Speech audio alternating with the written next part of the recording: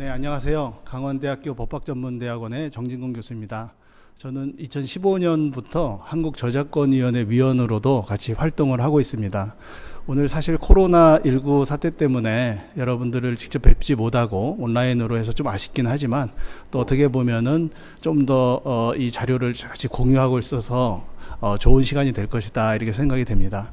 사실 저작권 제도가 생긴 초기에는 우리가 디지털이라든지 온라인에 대해서 별로 생각하지 못했었습니다. 그래서 종이에 카피를 해서 복제해서 배포하는 것을 생각을 했었죠. 그래서 이제 저작권을 영어로 할 때도 이제 카피라이트다 이렇게 말을 했었습니다. 그런데 1990년 이후로 디지털 사회가 성숙되면서 저작권의 침해 방법의 중심이 복제해서 전송, 그 다음에 공중송신 이런 말로 이제 옮겨가게 되었습니다. 그래서 과거에는 사실 개인적으로 복제하는 것에 대해서 별로 저작권법에 칼을 들이댈 일이 없었죠. 그런데 1990년 이후에 많은 사람들이 온라인을 통해서 복제하고 또 스트리밍 방식으로 저작물을 이용하고 하면서 저작자의 권리가 많이 침해가 됐습니다. 그래서 저작권법이 굉장히 강화되고 확대되었죠. 그런 이유로 지금 많은 사람들이 이제 저작권법이 남의 일이 아닌 자기 일이 돼버린 것이고요.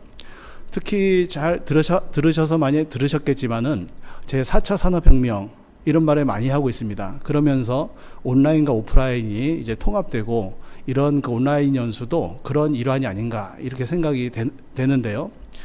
이 온라인 상에서 많은 사람들이 콘텐츠를 만들면서 과거와는 다르게 멀티미디어도 쓰게 되고 기존에 있던 자료를 쓰지 않을 수 없는 환경이 점점 무르익어 가고 있습니다. 특히 가상현실이라든지 증강현실의 세계로 오면서 타인의 저작물을 사용하지 않고는 사실 현실 세계를 반영할 수 없는 그러한 지경에 이르렀습니다. 그러한 이유로 이제 저작권법의 침해에 대해서 좀 더 신경을 써야 된다 이런 말씀을 드릴 수가 있겠습니다. 그래서 제가 온라인과 관련해서 어떤 면을 신경을 써야 되는가 이것을 이제 40분은 좀 짧은 시간이지만 두 가지에 대해서 준비를 했는데요. 첫 번째가 제3자가 만든 자료를 인용할 때 어떻게 주의해서 인용해야 되는가 이것이고요. 두 번째는 지금 같은 그 온라인 어떤 교재 이런 것들이 이제 돌아다녀야 될 텐데 돌아다닐 때 무엇을 주의해서 저작권 침해로부터 어떤 죄책을 지는 것을 방지할 수 있겠는가 이런 차원에서 제가 준비를 했습니다. 사실 저작권 침해라는 것은 제 슬라이드에 나와 있는 대로 타인의 저작물을 정당한 이용 권한 없이 복제 등을 행위를 함으로써 이용하는데 거기에 공정 이용에 해당되지 않아야 된다는 것이거든요. 근데 여기에서 여러분들은 다른 것은 크게 의문이 없을 텐데 많은 사람들이 공정 이용에 대한 규정을 잘 모르고 있습니다. 그래서 거기를 좀 더 집중적으로 설명을 드리고자 합니다. 그리고 이제 저작물이 무엇이냐, 그럼 타인의 저작물이라고 했는데 저작물이 무엇인지에 대해서 우리 법은 굉장히 낮은 수준의 어떤 것이든지 사실 저작물이 될 수 있는 그런 규정을 가지고 있습니다. 이것은 전 세계적으로 공통적이기도 한 것인데요. 저작권법에서 저작물은 창작으로서 표현된 것 이렇게 얘기를 하고 있는데 여기서 중요한 창작성이 어느 정도 고도여야 되느냐 여기에 대해서 미국을 비롯해서 거의 모든 나라의 판례들이 최소한의 창작성이다. 그래서 그 사람의 것으로 구분되기만 하면 족하다라는 태도를 취하고 있습니다. 그러다 보니까 우리 일상에 있는 모든 것들이 다 저작물이 되는 것이죠. 여러분들이 카메라를 들고 다닐 때 자연스럽게 찍는 건물들 이런 것도 저작물이 될 수 있고요. 그 다음에 티셔츠를 입고 다니는 사람을 찍었는데 티셔츠에 그려져 있는 그림들 이런 것도 저작물이 될 수가 있습니다. 그래서 실생활에 필요한 어떤 화면을 찍다 보면은 자연스럽게 타인의 저작물이 카메라 안으로 들어오게 되죠. 여기에 대해서 우리가 어떤 방법으로 일부는 이용할 수 있다라는 생각을 하고 또 어떤 방법으로 그 침해 주장에 대해서 이것을 방어할 수 있을 것인가 이런 차원에서 몇 마디 이제 드리도록 하겠습니다. 이 판례는 창작성에 대해서 최소한의 창작성 요건을 규정한 판례입니다. 참고를 하시고요. 그러다 보니까 우리가 이제 그러면 세상의 모든 것이 저작물이면 아무것도 쓸 수 없는 것이 아니냐 이런 생각을 할 수가 있는데요. 다행스럽게 우리 법원에서는 창작이 되기 위해서는 누군가가 자기의 것이라고 주장할 수 있는 개성이 들어가 있어야 된다. 이렇게 얘기를 하면서 전혀 개성이 들어갈 여지가 없는 것은 저작물이 아니다라고 얘기를 하고 있습니다. 여기 그림에 보시는 햄 사진을 볼 텐데요. 이 햄 사진은 우리 판례에서 저작물이 아니다라고 판단한 것입니다. 있는 제품을 있는 그대로 찍었기 때문에 여기에 대해서는 작가의 어떤 개성에 들어갈 여지가 없다는 것이죠.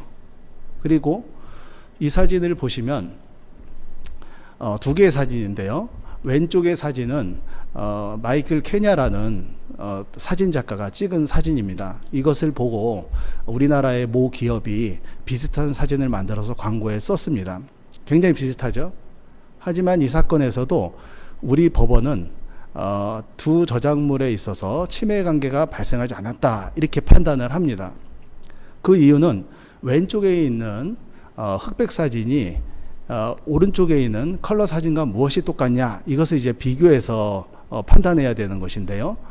왼쪽에 흑백 사진을 보면 소재를 선택한다든지 찍는 구도를 선택한다든지 하는 것에 있어서는 오른쪽에 있는 컬러 사진과 동일합니다. 하지만 색의 배열이라든지 색감이라든지 이런 것들이 다 틀리거든요. 그러다 보니까 사진에 있어서 현상의 방법 그리고 인화의 방법 이런 것도 모두 틀립니다.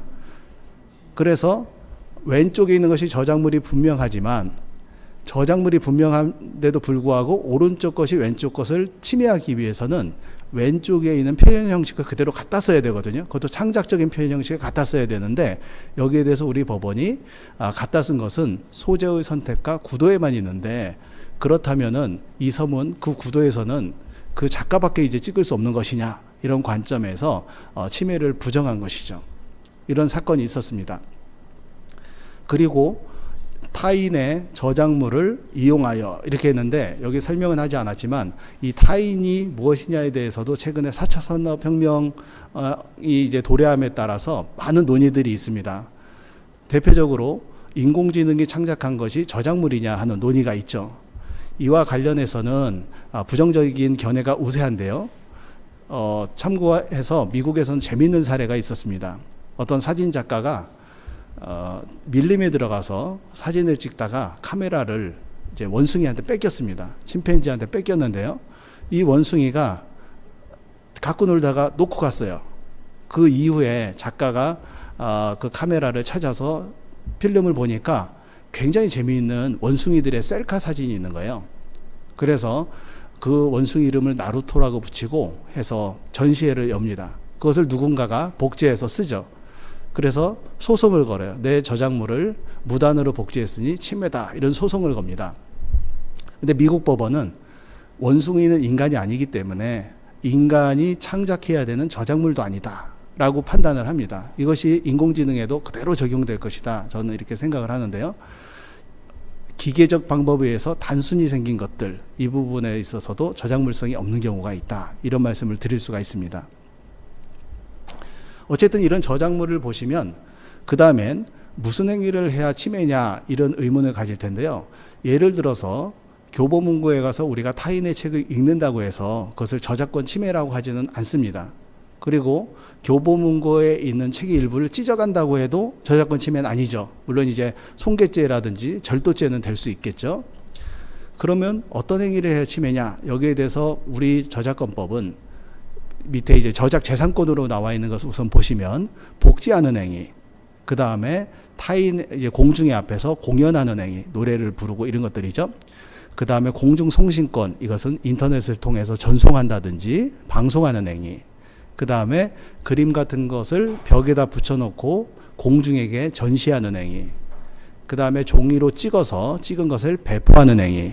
그리고 다른 사람이 만든 저작물을 이용해서 또 다른 저작물을 만드는 행위, 이렇게 얘기를 하고 있습니다. 근데 이제 또 다른 저작물이라는 것은 똑같은데 형식을 달리하는 것을 만든다는 의미거든요. 예를 들어서 웹툰을 이용해서 드라마를 만든다든지 만화를 이용해서 드라마를 만든다든지 극본을 이용해서 드라마를 만드는 이런 것을 말하는 것입니다. 번역도 2차적 저작물 작성권을 침해하는 행위죠. 그래서 이렇게 많은 행위들에 대해서 우리가 저작권 침해다 이렇게 얘기합니다. 온라인 교재에서 타인의 저작물을 이용하는 경우에는 대체로 타인의 저작물을 복제하고 그다음 온라인상으로 전송하기 때문에 공중송신권을 침해하고 그 다음에 종이로 찍어서 다른 사람에게 주게 되면은 배포권을 침해하는 그런 행위가 되겠죠. 그리고 온라인상으로 돌아다니는 저작물을 일부 살짝 고쳐서 저작물을 또 만드는 행위는 경우에 따라서 2차적 저작물 작성권 침해가 될 것입니다. 그러다 보니까 사람들이 생각할 때는 아무것도 할 일이 없구나 이렇게 생각을 하시겠죠. 그런데 꼭 그렇지는 않다. 그게 바로 공정이용이다 이렇게 말씀을 드릴 수가 있겠습니다.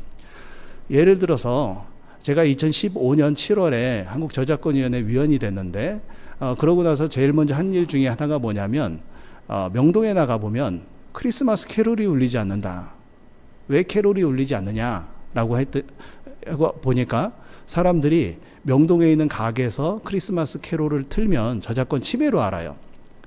근데 저작권법의 목적은 저작권자의 어떤 저작물을 복제하지 못하게 있는 것이 아니라 그 저작물을 창작한 자를 보호하면서도 공정이용을 통해서 궁극적으로는 문화를 발전시키는 데 있거든요.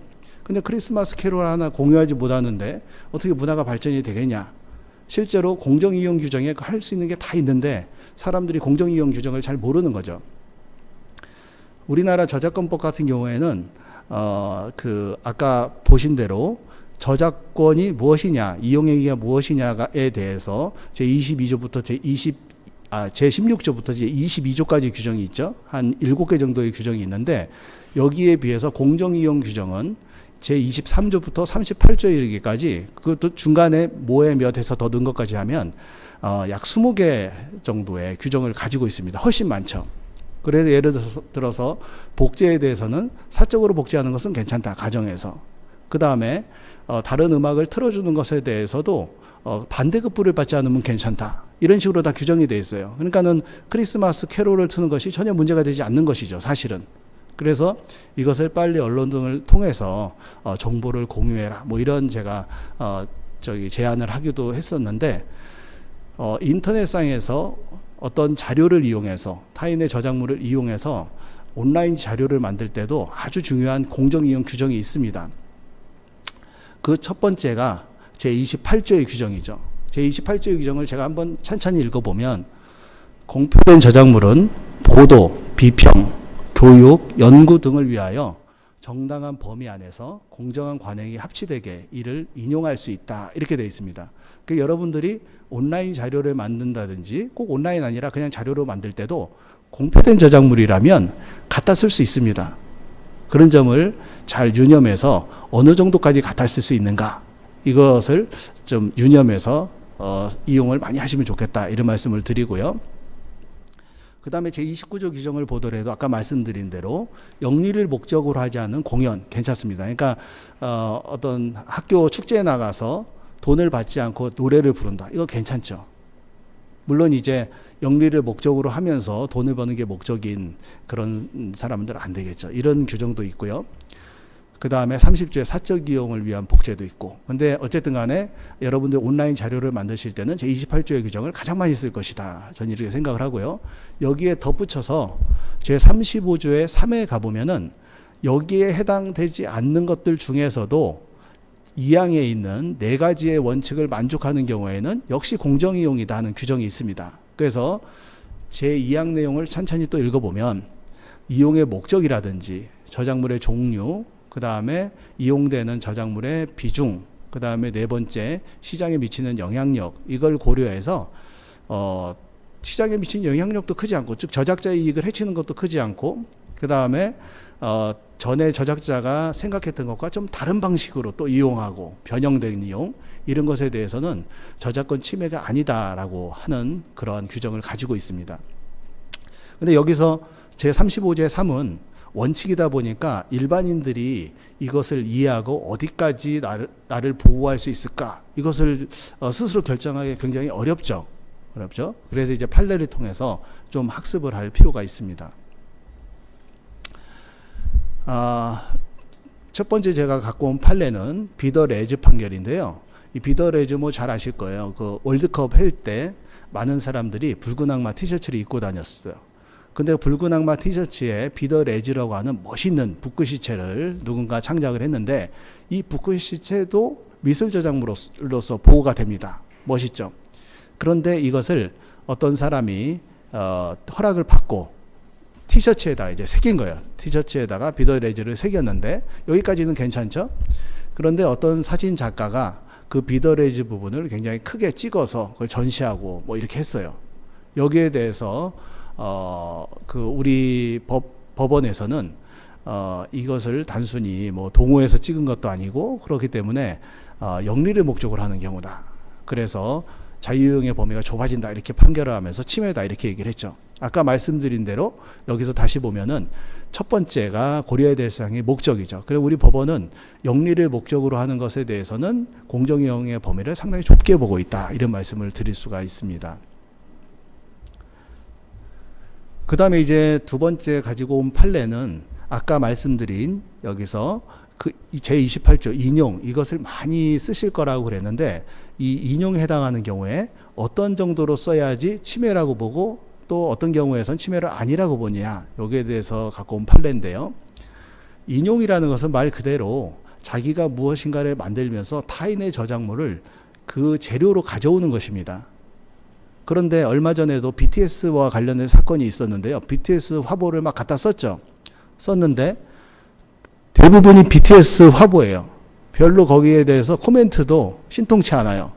그런 경우에 우리 법원은 그 저작물에 주는 BTS 화보다. 그런데 BTS 사진을 찍은 사람으로부터 허락을 받지 않고 저작물을 갖다 쓴 것, 이것은 저작권 침해다 하는 판결을 냈습니다. 이런 판결은 굉장히 여러 개 있습니다. 연예인의 사진을 갖다 쓰면서 허락 없이 갖다 쓰면서 사실상 사진이 주고 거기에 있는 코멘트가 종인 경우가 있거든요. 여기에 대해서는 우리 법원이 계속 그 침해다 하는 판결을 내고 있습니다.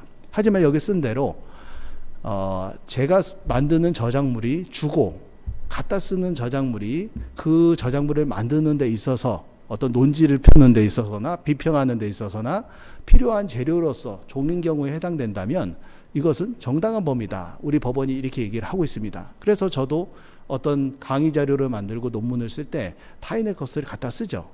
그러면서 우리 법원은 또 하나의 얘기를 하고 있는데 그게 뭐냐면 출처를 표시해야 된다. 이렇게 해야 됩니다. 출처의 표시는 여러 가지 방법이 있겠지만은 상황에 따라서는 각주를 통해서 뭐 PPT 같은 경우에 지금 힘들면은 아까 저처럼 말로 하는 경우도 가능합니다. 이런 식으로 두 가지의 예를 요건을 제시를 하고 있는데 첫 번째가 정당한 범위 안에서 갖다 쓰면 괜찮다.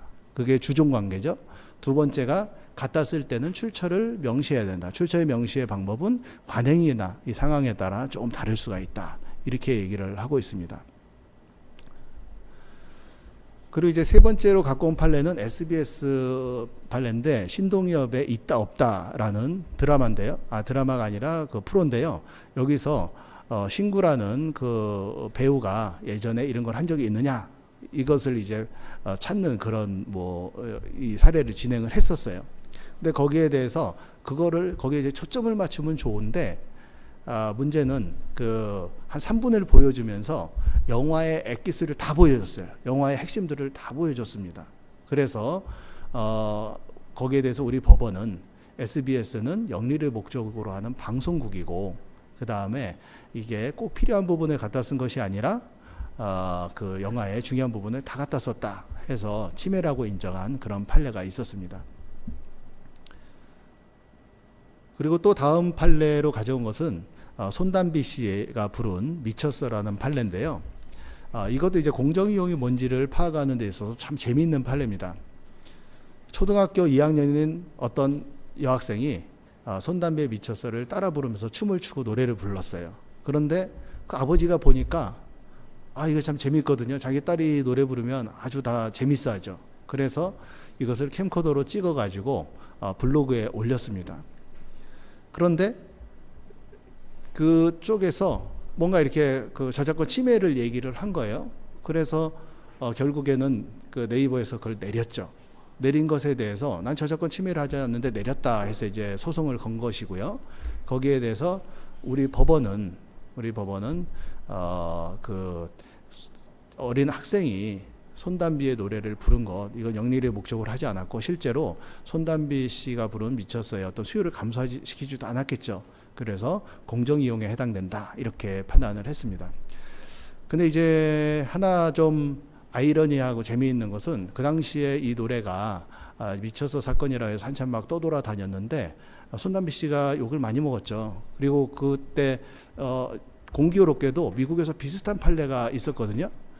근데 그 노래 제목이 Let's Be the Crazy예요. Let's Be Crazy. 그래서 미치자 이런 뜻이 아니겠어요? 그래서 저작권이 미쳤다 이런 뭐 이렇게 말들을 하는 네티즌들이 상당히 있었습니다. 그래서 그때도 저는 이제 공정이용이 굉장히 중요하다. 특히 인터넷 세계로 오면서 침해가 너무 자연스럽게 많이 발생하기 때문에 공정이용의 이론을 발전시켜야 된다. 뭐 이런 주장을 하고 그랬죠. 그리고 또 하나 되게 재미있는 것은 이때 손담비 씨가 그 욕을 좀 많이 먹었는데 사실 손담비 씨는 좀 억울했어요. 왜냐하면 여러분이 생각할 때 보세요. 미쳤어라는 노래는 A라는 작곡가가 작곡을 하고 B라는 작사가가 작사를 합니다. 그러면 이제 저작물이 되죠. 그런데 음악은 작사하고 작곡한다고 해서 우리가 즐길 수 있는 것이 아니에요. 누군가 노래를 잘 부르는 사람이 불러야죠. 그게 바로 손담비 씨인데 이 손담비 씨는 작곡자, 작사자, 즉 저작권자가 아니라 실현자거든요. 그 실현한다고 해서 또 우리가 그 노래를 매우 잘 들을 수 있는 건 아니에요. 누군가 음반을 제작해야죠. 음반 제작자가 있고 이렇게 저작권에는 많은 권리자가 존재를 합니다. 그러면 이 사건에서 그 아이의 노래가 침해라고 주장할 수 있는 사람은 누구였냐 하면은 손담비 씨가 아니에요. 왜냐하면 손담비 씨가 노래하고 춤추는 것을 그 블로그에서 틀어준 게 아니거든요. 그렇기 때문에 사실은 소송을 걸 수 있는 사람은 작곡자, 작사자였었죠. 근데 욕을 손담비 씨가 참 많이 드셔서 제가 참 안타깝다 이렇게 생각을 하고 있습니다. 어쨌든 이런 공정이용에 따라서 침해가 부정된 사례들이 굉장히 많다 이렇게 말씀드릴 수 있습니다. 좀 시간이 짧아서 간략하게 얘기했지만 그렇게 말씀드릴 수가 있고요. 그 다음에 우리가 이제 온라인 상에서 그 타인의 저작권을 침해하는지 이것과 관련해서 주의 깊게 살펴봐야 될 것이 내가 정당한 권한을 가지고 있는지입니다. 정당한 권한을 가지고 있는지인데요. 저작권은 다른 어떤 물건이라고 하는 물건의 거래와 상당히 다른 것이 있는데 그게 뭐냐면 복제가 굉장히 많이 될 수 있다는 것이죠. 무한 복제성이 있다는 것이죠. 그러다 보니까 여러분들이 집을 빌린다 그러면 A가 집주인이고 B가 집을 빌린 세입자다 하면은 C가 더 이상 그 집에서 살 수가 없죠. 하지만 저작물은 특이하게도 A가 저작권자면 B, C, D, E, F, G 해갖고 굉장히 많은 사람들이 그 저작물을 즐길 수가 있어요. 그러다 보니까 내가 정당한 권한을 갖고 있는지 여기에 대해서 상당히 모호할 때도 있고요. 그 다음에 또 하나의 특징은 뭐냐면 예를 들어 볼펜을 판다, 차를 판다 하면 볼펜을 주면 이제 더 이상 그 사람은 팔 게 없거든요. 그런데 저작권 같은 경우에는 무한으로 복제할 수가 있기 때문에 A가 B한테 팔고도 또 C한테 팔고 D한테 팔고 이런 2중, 3중, 4중 매매가 굉장히 많이 발생합니다. 이런 특징이 있고요. 또 하나의 특징은 뭐냐면 A가 B한테 저작권을 팔면 즉 양도하면 A는 더 이상 팔 저작권이 없죠. 그래서 무권리자가 되는 것이거든요.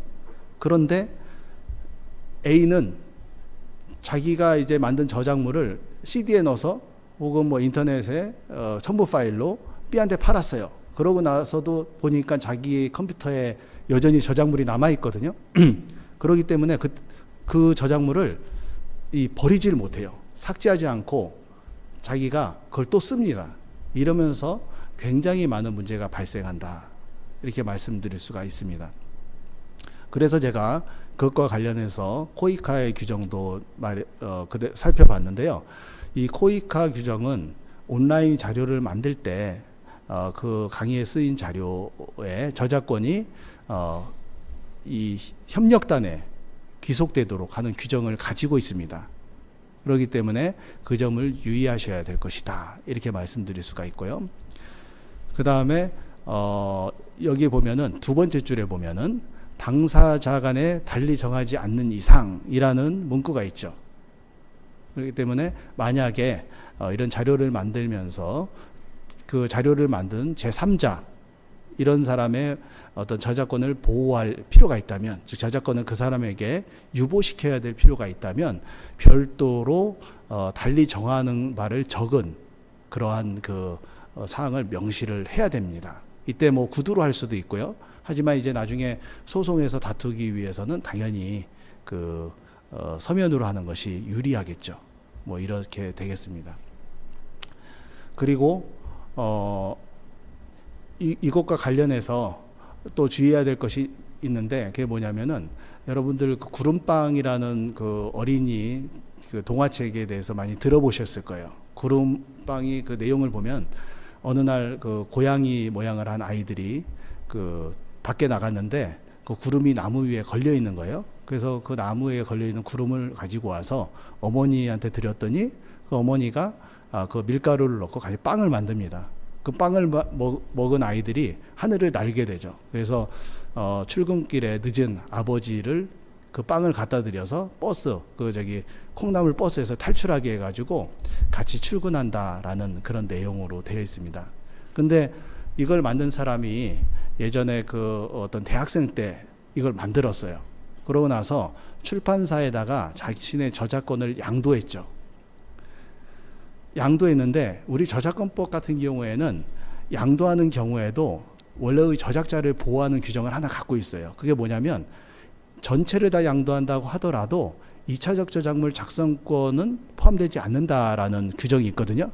하지만 2차적 저작물을 만드는 권리도 별도로 규정을 넣어서 또 넣으면 돼요. 그래서 웬만한 출판사나 방송사들은 다 2차적 저작물에 대해서도 권리를 양수하는 것으로 이렇게 규정을 가지고 있죠. 근데 그런 계약서에 사인을 했어요. 그런데 구름빵 동화책을 만들어줄 때는 많이 받지 못했는데 구름빵이 유명해지고 구름빵을 이용한 애니메이션이 만들어지고 또 구름빵이 캐릭터가 돼가지고 뭐 버스에도 붙고 어떤 아이들 장난감에 붙었죠. 그러다 보니까 굉장히 많은 수익을 올리게 되는 거예요. 그래서 국회에서도 논의가 상당히 있었습니다.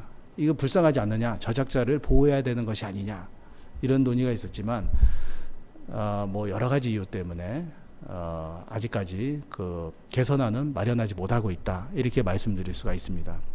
유사한 사례가 조용필 사례에서도 있었죠. 조용필 씨가 굉장히 많은 히트곡을 만들었는데요. 어느 날 보니까 별로 돈이 없는 것 같아. 그래서 왜 그런가 이렇게 봤더니 실제로 레코드사가 모든 권리를 갖고 있다. 공연권을 제외한 모든 권리를 갖고 있었다. 이러한 또 사실을 알고 팬들이 되게 분노했었던 적도 있습니다. 그렇기 때문에 이 저작권을 양도하고 할 때는 주의를 기울여야 된다, 이런 말씀을 드릴 수가 있습니다.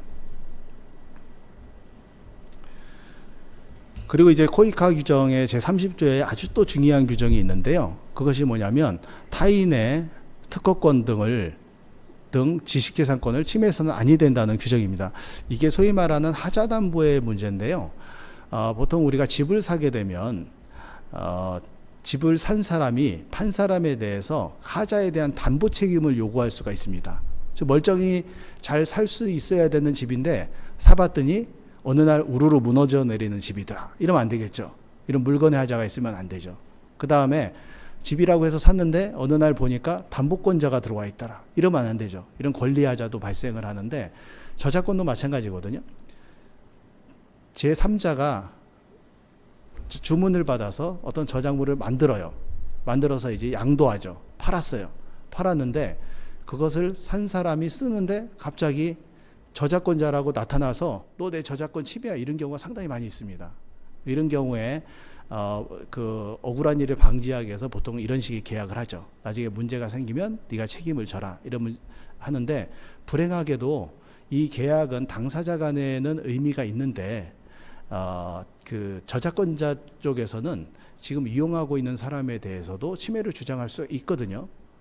그런 점에서 좀 주의가 필요합니다. 다만 이제 그 저작물을 양수한 자는 원래 판 사람이 하자 있는, 즉 권리에 하자 있는 타인의 저작권을 침해하는 그런 그 물건을 넘겼을 때 거기에 대해서 자기가 이제 배상한 것을 다시 돌려달라라는 그런 권리를 행사할 수가 있죠.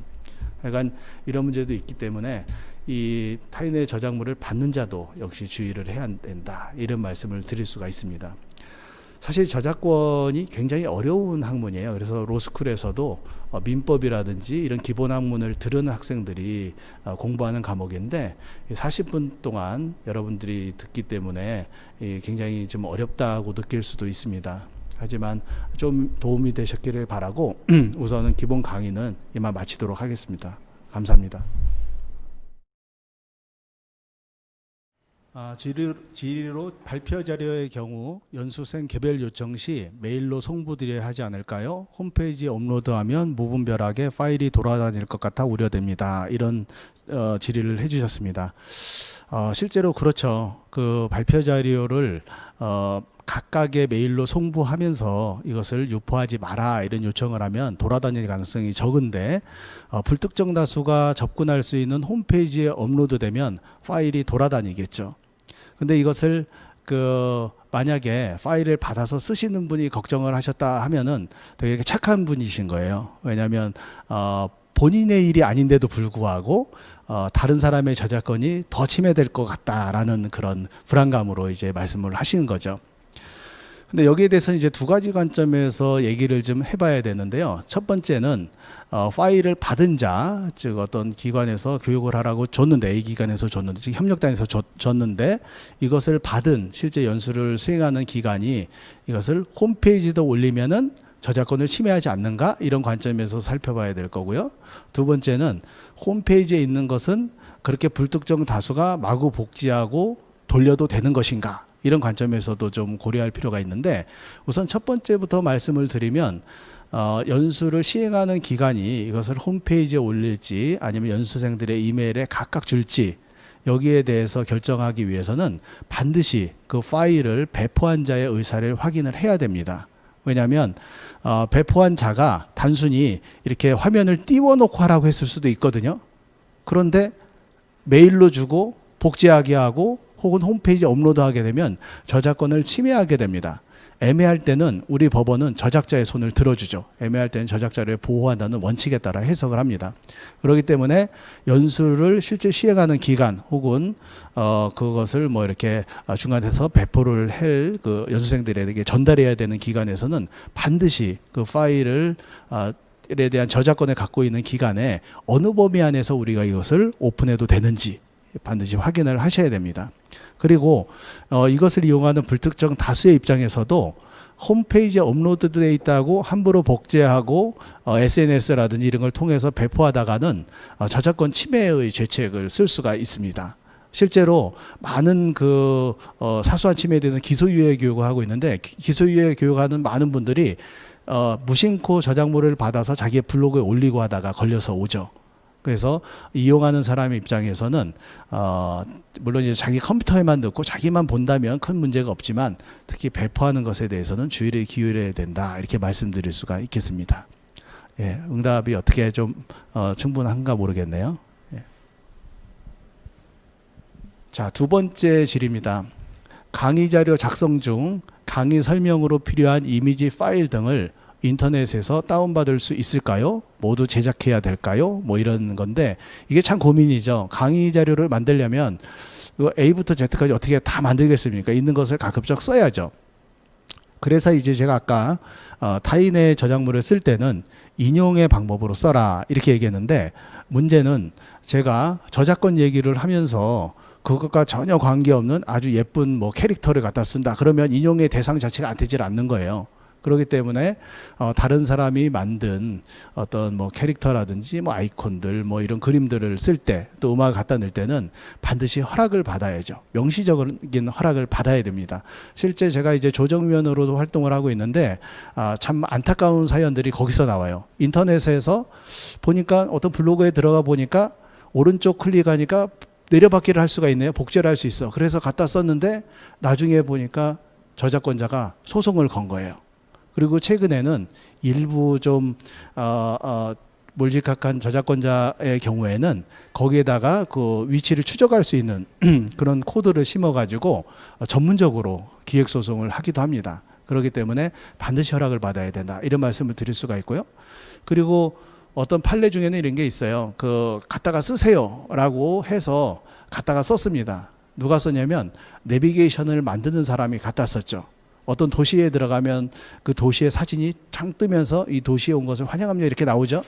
그걸 쓰기 위해서 그 사람의 사진을 갖다 썼는데 이 사람이 소송을 걸었어요. 그래서 그 내비게이션 만드는 사람이 그렇죠. 갖다 쓰라고 했는데 왜 소송을 거냐 그랬더니 내가 언제 갖다 쓰라고 했지? 그걸 영리를 목적으로 갖다 쓰라고 했냐? 이렇게 했는데 여기에 대해서 법원 역시도 보통 갖다 쓰라고 한 것은 비영리를 목적으로 한 것이다 라고 하면서 영리는 또 별도의 허락을 받아야 된다는 취지로 한 판결이 있습니다.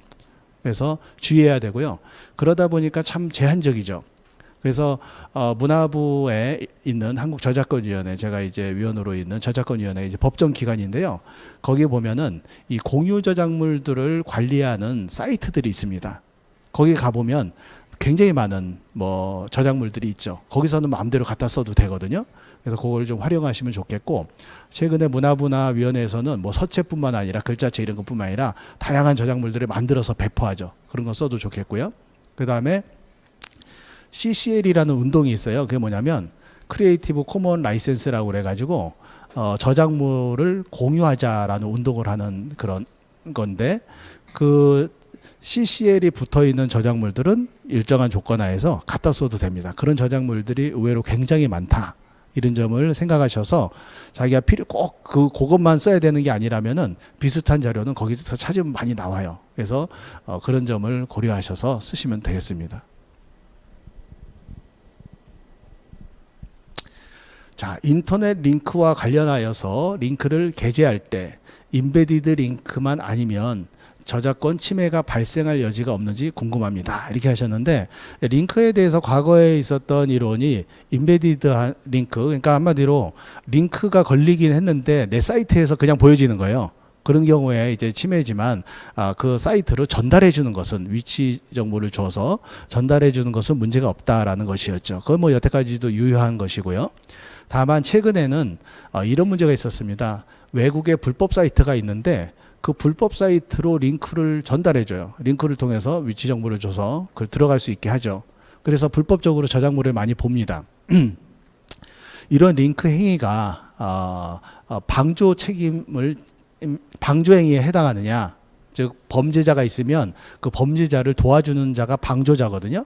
이 방조자의 책임을 져야 하느냐, 여기에 대해서 논란이 있었죠. 2016년 판례에서는 대법원에서 방조 책임을 부정한 판례가 나왔습니다만은 2017년에서는 고등법원에서 처음으로 이제 방조 책임을 인정한 판례가 나왔어요. 그래서 링크의 경우에도 그걸 불법 복제물임을 알면서도 특히 그걸 통해서 이익을 얻고 이런 등의 행위가 있으면 방조 책임을 져야 될 가능성이 있죠.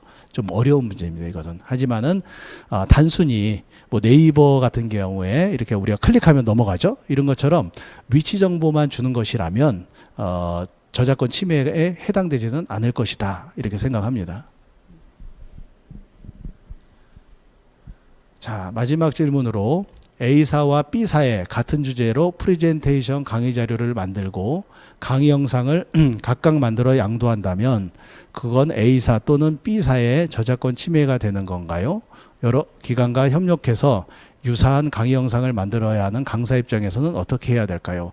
이렇게 질문을 주셨는데 질문의 그 내용이 약간 좀 모호해요. 그 첫 번째 줄을 보면은 같은 주제로 프레젠테이션 강의 자료를 만들고 강의 영상을 각각 양도한다, 이렇게 했는데, 만약에 같은 강의 주제로 만들어서 같은 슬라이드인데 A사에 양도한 다음에 B사에도 양도한다, 그럼 아까 제가 말한 대로 이중 양도가 되죠. 그렇기 때문에 B사든 A사든 하나가 이제 책임을 져야 되는 거죠. 책임을 지게 되고, 거기에 대해서 만들어서 양도하신 분은 저작권 침해뿐만 아니라 A, B사의 계약법적 책임을 질 수가 있어요. 그래서 조심해야 된다, 이렇게 말씀드릴 수가 있고요. 여러 기관과 협력해서 유사한 강의 자료를 만들고 뭐 이런 경우가 많은데, 사실 저만 해도 강의 자료를 되게 유사해서 많이 쓰거든요. 그런 경우에는 강의 자료 전체에 대한 저작권을 양도해서는 안 된다. 그래서